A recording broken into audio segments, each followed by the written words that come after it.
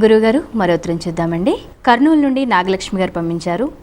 ఉప్పు, నూనె, నువ్వులు ఒకరి చేతుల నుంచి మరొకరు పుచ్చుకోకూడదు అంటారు, ఎందుకని తెలియచేయండి అని అడుగుతున్నారు. దీనికి శాస్త్రం ప్రకారం లౌకికంగాను రెండు విధాల సమాధానం ఉన్నాయి.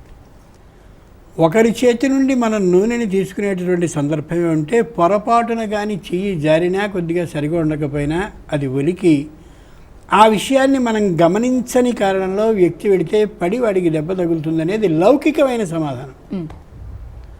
అలాగే ఉప్పు నేల మీద పడ్డట్టయితే వెళుతూ ఉన్నప్పుడు గుచ్చుకునే అవకాశం ఉంటుందనేది లౌకికమైన సమాధానం.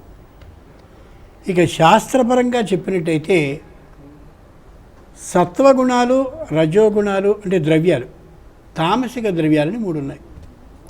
మనం అనుకునేటటువంటి కారం ఏదుందో అది రజోగుణాన్ని పెంపొందించేటటువంటి ద్రవ్యం.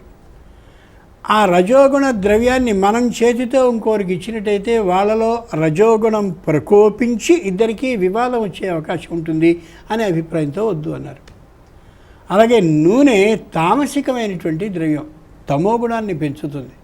అంచేతనే నూనె ఎంత తక్కువగా వాడితే అంతగానూ ఎక్కువ కాలం ఆయుష్యంతో ఉండగలుగుతాడు. నూనె తక్కువ వాడకం అంటే అది. మన వాళ్ళు కూడా మామూలుగా నూనె తక్కువ వాడకాలను ఏవో ప్రత్యేకమైన పెనాలు కొత్త కొత్తవి కొని అబ్బో ఇవేం పని చేయవని చెప్పి తర్వాత మళ్ళీ పాత వాటికే వస్తూ ఉంటారు ఇళ్లలో.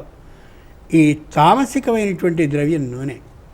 కాబట్టి ఆ నూనెని ఇచ్చినట్టయితే తమో గుణాన్ని ఎదుటివాడిలో చేసుకుని పెరిగేలా చేసుకుని ఆ తమో గుణానికి మనం గురవుతాం. అంటే అపనింద, అపకీర్తి, భయం, విపరీతమైన ద్వేషించడం, ఈ లక్షణాలన్నీ వాడి నుంచి మనకు వస్తాయి. మనం ఎందుకని అవతలి వాడి చేత ఈ బాధని పొందింపజేసుకోవాలి అని చేత వద్దు అని అన్నారు. అలాగే ఉప్పు అనేటటువంటిది మామూలు లెక్కలో మనం ఆలోచించినట్టయితే దృష్టి దోషాన్ని తొలగించగలిగిన ద్రవ్యాల్లో అదొకటి.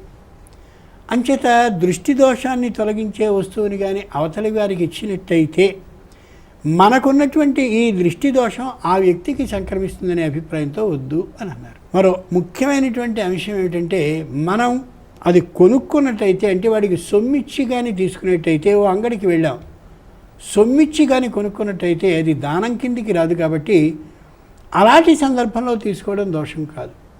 అలా కాకుండా మనం వాడికి ఇవ్వడం, అతడు దానంగా స్వీకరించడం లాంటిదిగా ఉన్నట్టయితే మనకున్నటువంటి ఆ దోషం ఏదుందో అది అవతలి వ్యక్తికి సంక్రమిస్తుంది అనేది యథార్థం.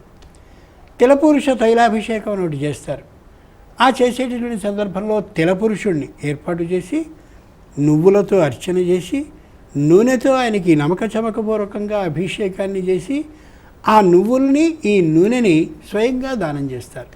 అంటే ఈ పట్టినటువంటి శని దోషం సంపూర్ణంగా అతనికి సంక్రమించాలనే అభిప్రాయంతో మంత్రపూర్వకంగా చేస్తారు. అంచేత ఈ వ్యక్తి నుండి ఆ వ్యక్తికి ఈ ద్రవ్యానికి సంబంధించిన దోషం వెళ్ళాలి అంటే మధ్యలో మంత్రం అనేది అనుసంధానంగా ఉండాలి. అది అంచేత ఈ ఉప్పు, అలాగే కారం, ఇప్పుడు మనం అనుకున్నటువంటి 3వ వస్తువు ఉంది, వీటిని దానం చేయడం అనేది అవతలి వ్యక్తి అంగీకరిస్తే జరగాలి. చేతిలో నుంచి చేతిలో తీసుకోవడం అనేది తామసికమైనటువంటి గుణాన్ని పెంపొందిస్తుంది. కాబట్టి నూనె అనేది ఇవి ఇవ్వడం సరికాదు, తీసుకోవడం అంతకంటే కాదు.